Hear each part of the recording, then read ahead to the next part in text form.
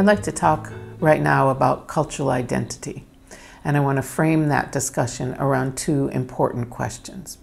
The first is, how can we support identity development of all students in our schools and our classrooms? And the second is, how do our personal lenses and cultural frameworks affect how we do that work? It's important to note that as a teacher, you send extremely important messages to your students about their value and about whether or not they belong in your classroom. It matters what you say and what you do about cultural diversity, and recognize that you can perpetuate or disrupt oppression and discrimination by what you do every day in the classroom.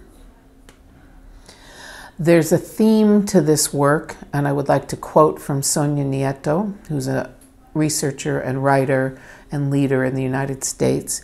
Sonia Nieto says, "The way that students are thought about and treated by society, and consequently by the schools that they attend and the educators who teach them, is fundamental in creating academic success or failure."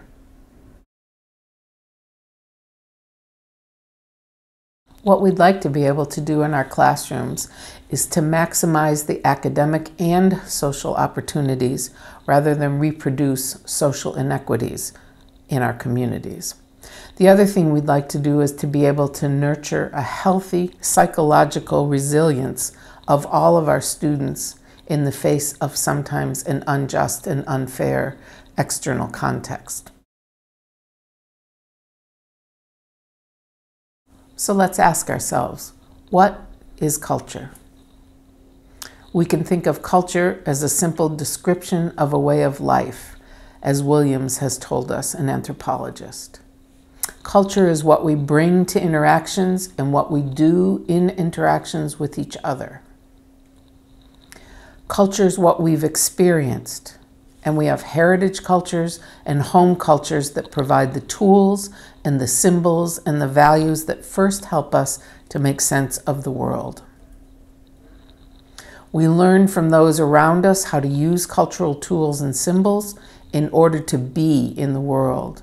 And our earliest social and cultural experiences create a palette on which these future cultural experiences outside our homes are laid.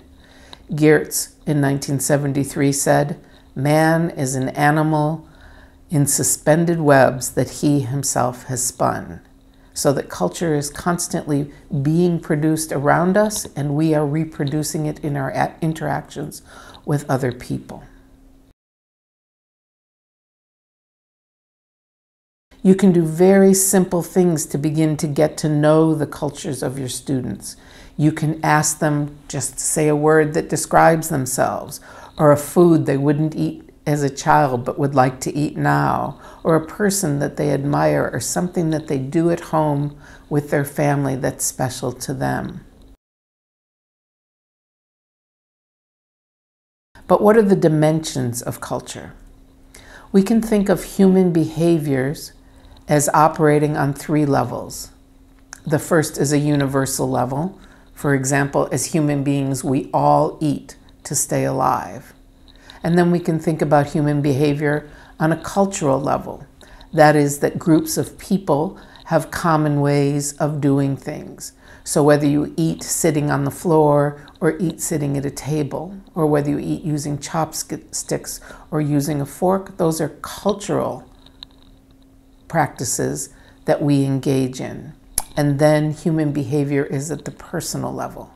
So a particular family may sit at the table and one child may decide they're going to sit on the floor, or they may watch in front of a television, or in other families you only sit at the table to eat, but those are individual preferences around the human behavior of eating.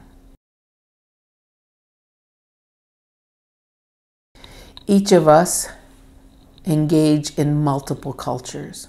So we have our heritage culture, we have the language that we were born into, the ethnicity, the nationality, the religion, the geography of our family.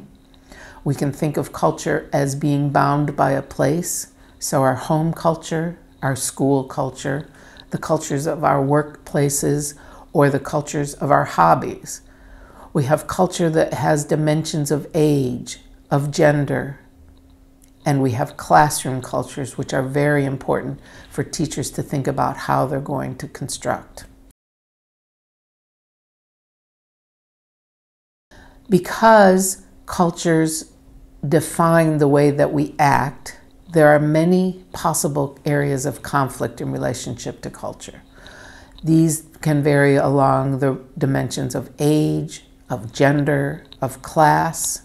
We can think about the rules of conduct or things like nonverbal communication or how far away we stand from each other as being culturally constructed. Concepts of time and punctuality are culturally defined. And when students and teachers come from different backgrounds, the different definitions that we hold for common perceptions like punctuality can cause conflicts in the classroom. We have ways of expressing emotions. We have notions about whether we should cooperate or compete with each other.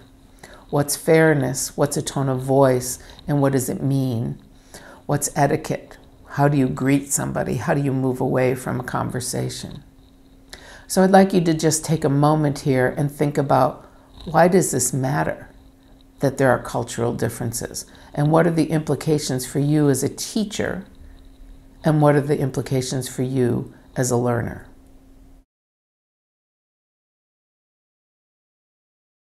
Two of the most important questions that we need to ask ourselves as teachers is, how can we support identity development in our classrooms and our schools and our communities?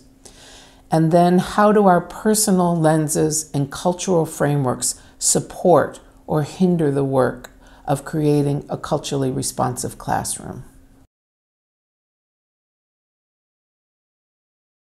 As a teacher, you send powerful messages about the worth of each student in your classroom by what you say and what you do about cultural diversity and about multiculturalism.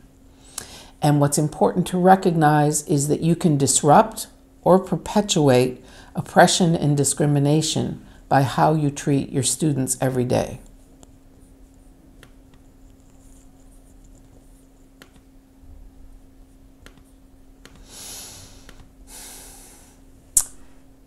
The way that students are thought about and the way that students are treated by society and consequently by the schools that they attend and the educators who teach them is fundamental in creating academic success or failure.